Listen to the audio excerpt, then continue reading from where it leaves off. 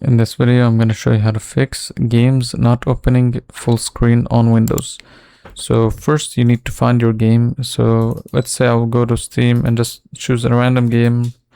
I would right click properties and then go to the game folder. This is the game folder.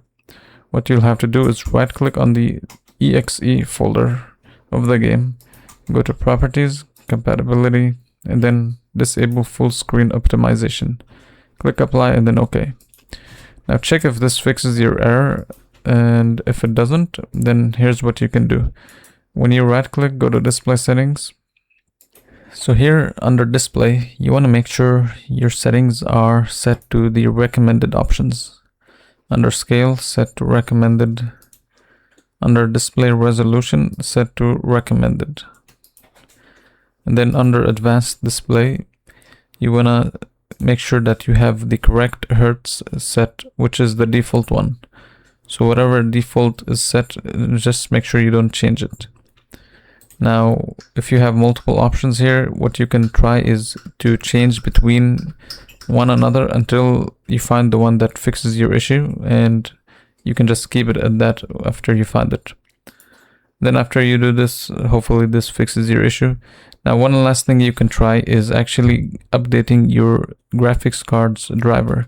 And you can do this by going to NVIDIA app. And the NVIDIA app allows you to update your drivers by here, going through here.